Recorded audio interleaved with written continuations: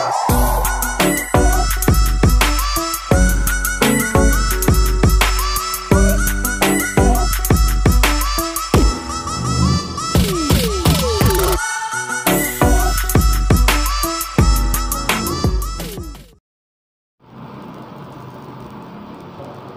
Morning students, biology की कक्षा में आपका स्वागत है। तो कल आपको मैंने पादप भस्म के बारे में बताया था। पादपों में खनिज पोषण के अंतर्गत पादप भस्म का निर्माण किस प्रकार किया जाता है और पादप भस्म की उपयोगिता क्या है। ठीक है बेटा, आज उसी क्रम में अपन बालू संवर्धन प्रयोग पढ़ रहे हैं। ठीक है, तो देखो बोर्ड पे मैंने हेडिंग भी लिख दिया है, बालू संवर्धन प्रयोग। इस विधि में शुद्ध एवं क्या पढ़ेंगे आप इसमें, इस विधि में शुद्ध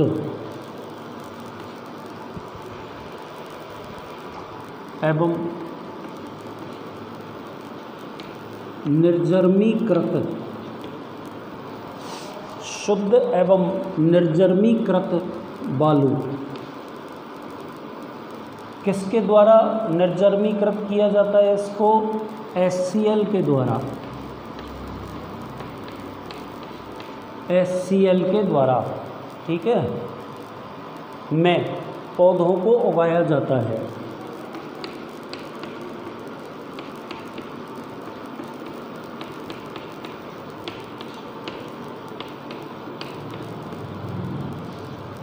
ठीक है बेटा, तो मैंने बोर्ड पे क्या लिखा, इस विधि में शुद्ध एवं निर्जर्मीकृत बालू में पौधों को उगाया जाता है तथा समय समय पर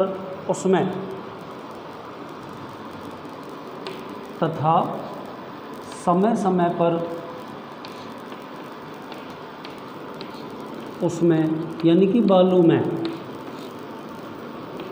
पोषक विलयन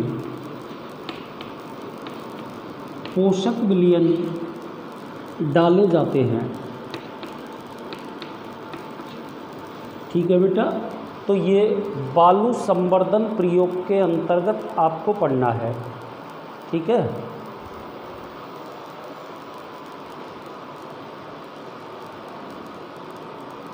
इसी में अपन पढ़ेंगे बेटा, एक अन्य पात्र में एक या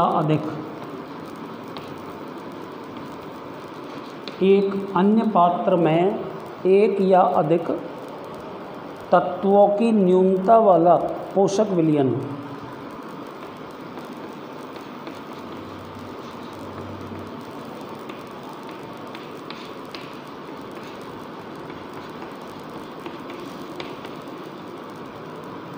पोषक विलयन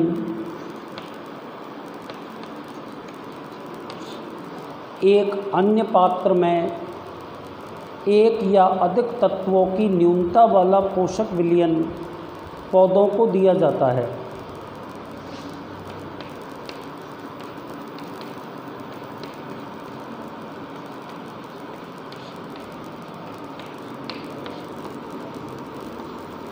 ऐसे पौधों को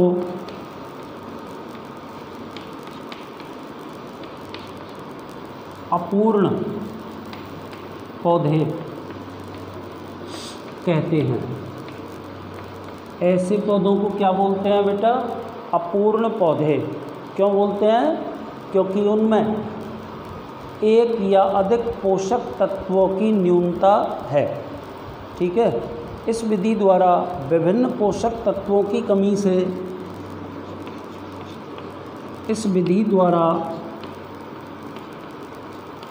विभिन्न पोषक तत्वों की कमी से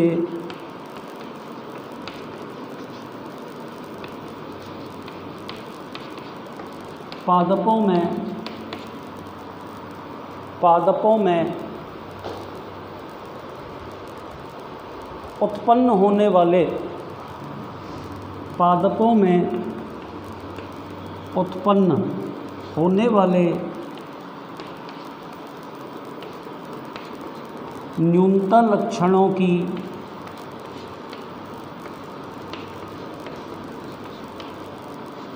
जानकारी की जा सकती है। तो बेटा आपको बालू संवर्धन प्रयोग के अंतर्गत ये पूरा का पूरा पढ़ना है, ठीक है। तो देखो क्या लिखा है मैंने, ध्यान से बोर्ड पर देखो। देखिए मैंने बोला है बेटा कुछ भी नहीं है, सिंपली यदि आप बोलें तो आप यूँ बोल सकते हैं कि पादपों को शुद्ध और निर्जमीकृत बालू मिट्टी के अंदर उगाया जाता है। समय समय पर उस बालू में मीन्स मिट्टी में विभिन्न पोषक तत्वों से युक्त पोषक विलयन डाला जाता है, ठीक है ना। अब इसी को अपन ने आगे विस्तारित किया है ना। उसमें अपन ने ये बोला है कि एक अन्य पात्र में एक या अधिक पोषक तत्वों की न्यूनता वाला पोषक विलयन पौधों को दिया जाता है, ठीक है। ऐसे पादपों को अपूर्ण पादप कहते हैं, ठीक है। आगे चलिए। इस विधि द्वारा विभिन्न पोषक तत्वों की कमी से उत्पन्न होने वाले लक्षणों को पादपों में देखा जा सकता है, ठीक है बेटा। इसी क्रम में अब देखो, हालांकि ये ख़त्म हो गया, पर इसी में अपन अब एक नोट पढ़ रहे हैं, मतलब विशिष्ट बात कि भाई आजकल बालू के स्थान पर कौन कौन सी चीज़ें काम में ले सकते हैं। और उसमें भी एक नाम अभी आप पढ़ने वाले हैं, वर्मीकुलाइट, है ना। उसका उपयोग क्यों कर सकते हैं।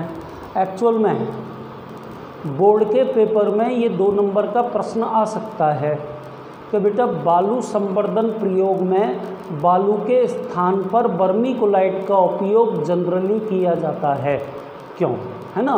तो ये सारी बात अब मैं एक नोट लगा करके आपके सामने लिख रहा हूँ, ठीक है। तो देखो उसी क्रम में चल रहे हैं अपन। मैंने यहाँ पे लिख दिया बेटा नोट। नोट का मतलब इसी में इम्पोर्टेंट चीज़, क्लियर। तो अब कैसे बोलोगे बेटा, बालू के स्थान पर वर्तमान में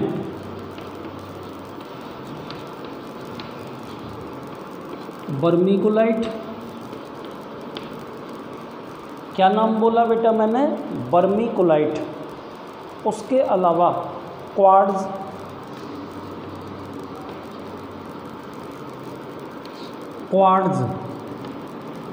प्लास्टिक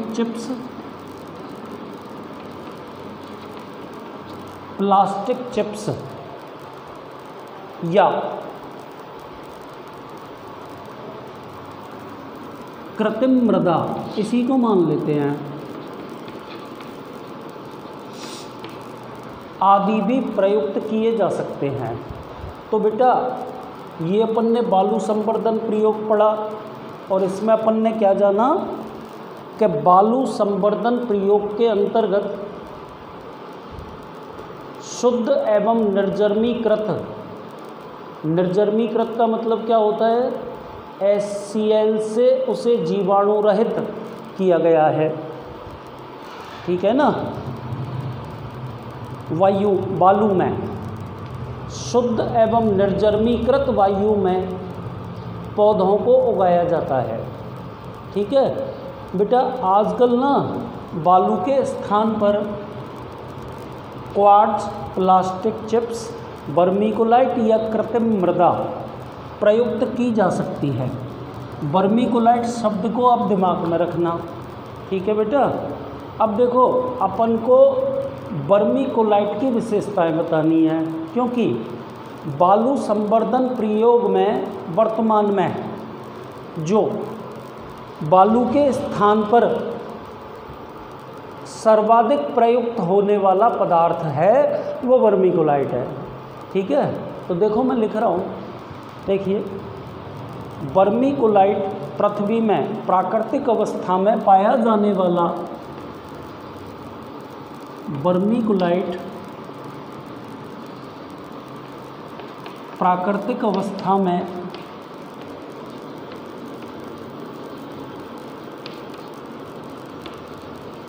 पृथ्वी में पाया जाने वाला एक खनिज है।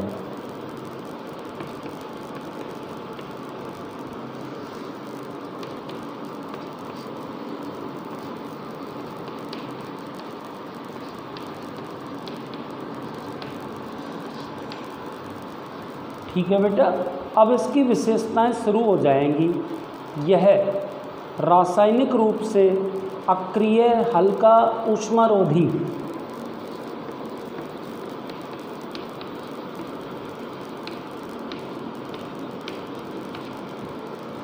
अक्रिय,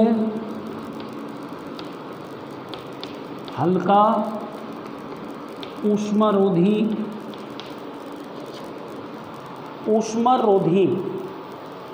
व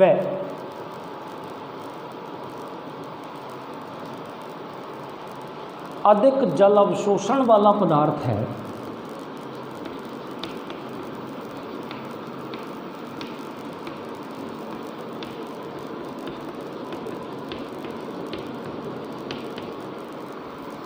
अधिक जल अवशोषण वाला पदार्थ है। ठीक है बेटा, आगे चलिए। यह रासायनिक रूप से बता ही चुका मैं आपको, अक्रिय, हल्का, ऊष्मारोधी एवं अधिक जल अवशोषण करने वाला पदार्थ होता है। ठीक है बेटा, तो ये किसकी विशेषताएं चल रही हैं आपके सामने? वर्मीकुलाइट की। आपको ये बताया जा रहा है कि बालू संवर्धन प्रयोग में बालू के स्थान पर वर्तमान में वर्मीकुलाइट का उपयोग क्यों किया जाता है। ठीक है, तो वही चल रहा है। उसी क्रम में आगे देखिए, साथ ही इसकी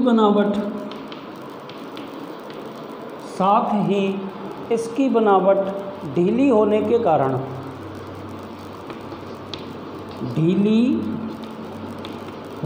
कारण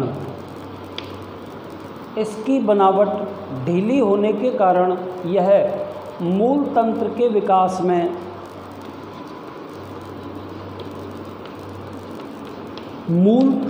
विकास में बाधा उत्पन्न नहीं करता है। मूल तंत्र के विकास में बाधा उत्पन्न नहीं करता है, इसका विघटन नहीं होता है, इसका विघटन नहीं होता है। ठीक है बेटा, और आगे क्या बोलोगे? अतः निरंतर एक के बाद एक फसल उगाने हेतु निरंतर एक के बाद एक फसल उगाने हेतु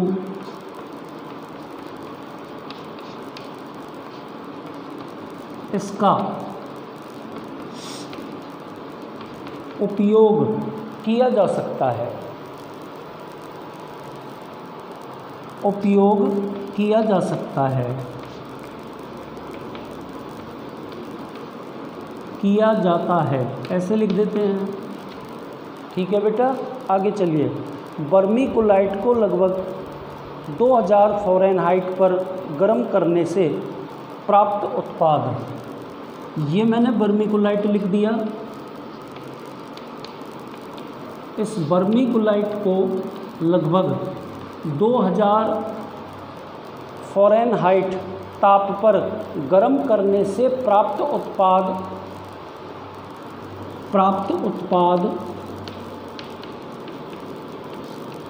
पादपों को उगाने में प्रयुक्त होते हैं। पादपों को उगाने में प्रयुक्त होते हैं। दोबारा बताऊंगा बेटा ये पूरी बात, पादपों को उगाने में प्रयुक्त होते हैं।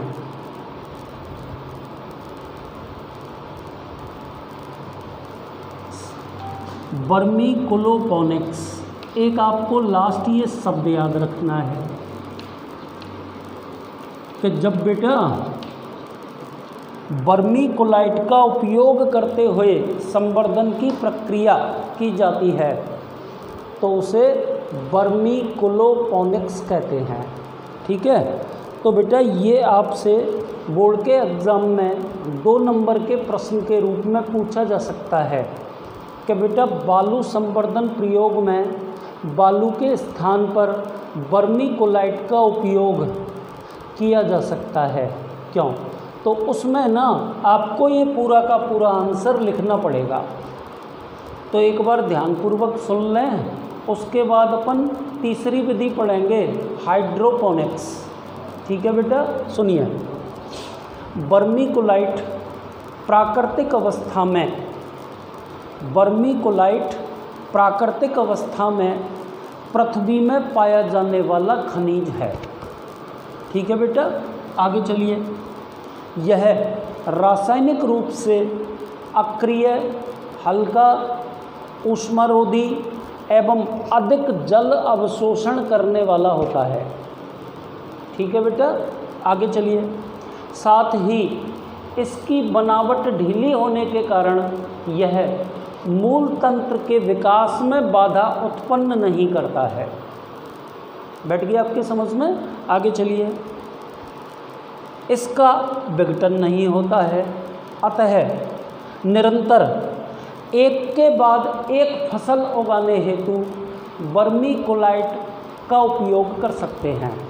इसके अलावा एक छोटी सी बात और बेटा, कि जब वर्मीकोलाइट को 2000 फ़ारेनहाइट डिग्री टेम्परेचर तापमान पर गर्म किया जाता है तो प्राप्त होने वाले उत्पाद पादपों को उगाने के लिए प्रयुक्त किए जाते हैं।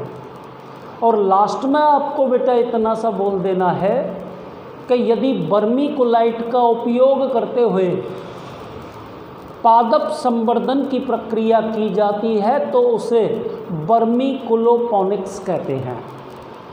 तो यहाँ आकर आपके 2 छोटे प्रश्न एक साथ खत्म हो गए। एक तो बेटा बालू संवर्धन प्रयोग के बारे में पूरा हो गया, और दूसरा बेटा वर्मीकोलाइट की विशेषता और बालू संवर्धन प्रयोग में बालू के स्थान पर आजकल क्यों किया जाता है उपयोग, किसका? वर्मीकोलाइट का। ये दोनों बातें अपन ख़त्म कर चुके हैं। अब अपन तीसरे और अंतिम हेडिंग पे आ गए, जल संवर्धन प्रयोग। जल संवर्धन प्रयोग। और बेटा ये बड़ी विचित्र बात है, इसको हाइड्रोपोनिक्स भी कहते हैं। मतलब इस विधि के अंदर पादपों को बिना मृदा के जल में उगाया जाता है।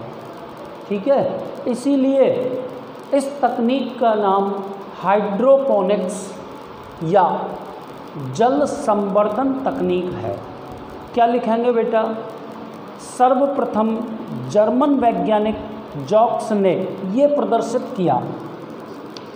वैज्ञानिक का नाम मैंने क्या बोला? जॉक्स ने यह प्रदर्शित किया। जर्मन वैज्ञानिक जॉक्स ने यह प्रदर्शित किया कि पादपों को मृदा की अनुपस्थिति में प्रदर्शित किया कि पादपों को मृदा की अनुपस्थिति में पादपों को मृदा की अनुपस्थिति में पोषक विलयन के घोल में पोषक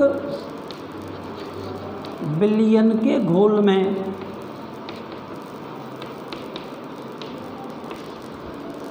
उगाया जा सकता है, उगाया जा सकता है। ठीक है बेटा।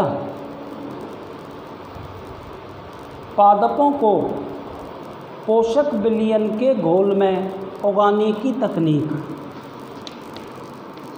पादपों को पोषक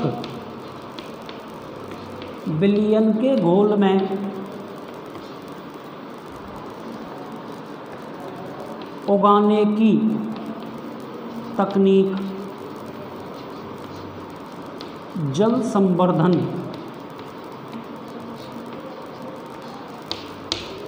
या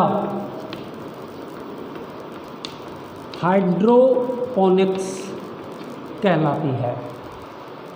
हाइड्रोपोनिक्स ग्रीक भाषा का एक शब्द है जिसका अर्थ जल के साथ कार्य करना। ये जो शब्द मैंने लिखा है कौन सी भाषा का है? ग्रीक भाषा का। और इस शब्द का मतलब क्या होता है बेटा?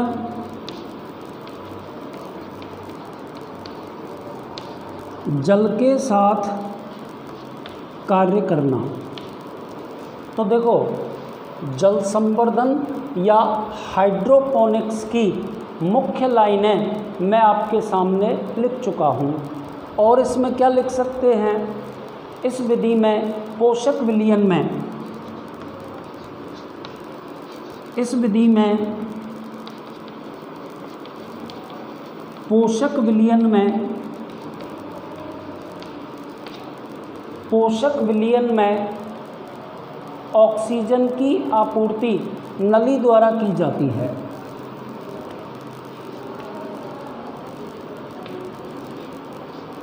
O2 की आपूर्ति नली द्वारा की जाती है। ऑक्सीजन की आपूर्ति किसके द्वारा की जाती है? नली के द्वारा। इस विधि के अंतर्गत जॉक्स, नॉप एंड हॉगलैंड, जॉक्स, नॉप एंड हॉगलैंड आदि के पोषक विलयन प्रयुक्त किए जाते हैं। आदि के पोषक विलयन प्रयुक्त किए जाते हैं। एक्चुअल में ये 3 वैज्ञानिकों के नाम हैं जिन्होंने अपने अलग अलग पोषक विलयन बनाए हैं। तो आप पूरी की पूरी जल संवर्धन प्रयोग या हाइड्रोपोनिक्स विधि को समझ लीजिए। देखिए बेटा बोर्ड पे, देखो तीसरा और अंतिम हेडिंग अपन ने क्या लिखा? जल संवर्धन प्रयोग। इंग्लिश में इसको क्या बोलते हैं बेटा? हाइड्रोपोनिक्स। क्या बोलते हैं? हाइड्रोपोनिक्स। अब इसमें क्या अपन ने पढ़ा कि जर्मन वैज्ञानिक जॉब्स ने यह प्रदर्शित किया कि पादपों को मृदा की अनुपस्थिति में पोषक विलयन के घोल में, पादपों को मृदा की अनुपस्थिति में पोषक विलयन के घोल में उगाया जा सकता है। ठीक है बेटा। अर्थात पादपों को पोषक विलयन के घोल में उगाने की तकनीक, पादपों को पोषक विलयन के घोल में उगाने की तकनीक जल संवर्धन या हाइड्रोपोनिक्स कहलाती है। ठीक है। इसी में अपन ने आगे लिखा बेटा, देखिए हाइड्रोपोनिक्स एक ग्रीक भाषा का शब्द है जिसका अर्थ होता है जल के साथ कार्य करना। इस विधि में पोषक विलयनों में ऑक्सीजन की आपूर्ति किसके द्वारा की जाती है? नली के द्वारा। और बेटा इस विधि हेतु जॉक्स का पोषक विलयन या नॉप का पोषक विलयन या हॉगलैंड का पोषक विलयन प्रयुक्त किए जा सकते हैं। ठीक है बेटा, तो देखो खनिज पोषण की प्रक्रिया में अपन सबसे पहले तो पोषण किसे कहते हैं और पोषण के प्रकार पढ़ चुके हैं, या यूँ कह दो कि पोषण के आधार पर प्राणियों के प्रकार। ठीक, फिर पादपों की खनिज पोषण संबंधी आवश्यकताओं के अध्ययन की 3 विधियां पढ़ ली। कौन कौन सी 3 विधि पढ़ी बेटा? एक विधि तो अपन ने कल पढ़ी थी, पादप भस्म विश्लेषण, और 2 विधि अपन ने आज पढ़ ली, एक तो बालू संवर्धन प्रयोग और तीसरी विधि कौन सी है? तीसरी विधि वो है जल संवर्धन प्रयोग या हाइड्रोपोनिक्स। बैठ गया आपके समझ में? अच्छा, यहाँ से आगे की कहानी, ठीक है बेटा, अपन अगले प्रयोग मीन्स अगले वीडियो में पढ़ेंगे। लेकिन आप एक छोटी सी बात तो जान ही लो। देखो इधर,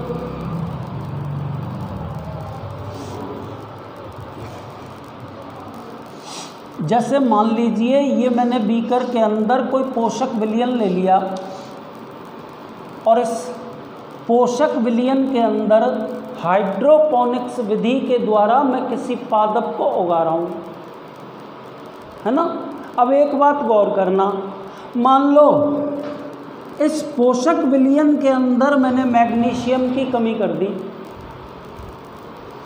ठीक है, तो बेटा जो पादप मैं उगा रहा हूँ उस पादप में मैग्नीशियम की कमी से होने वाले लक्षण दिखाई देने लग जाएंगे। तो इसका क्या मतलब हो गया बेटा कि इस विधि के द्वारा पादपों को एक अथवा अधिक खनिज पोषक तत्वों की न्यूनता में होने वाले लक्षणों के बारे में पता किया जा सकता है। ठीक है बेटा, इसी में कल से अपन विभिन्न प्रकार के अनिवार्य पोषक तत्वों के बारे में पढ़ेंगे। आज के लिए इतना ही, धन्यवाद।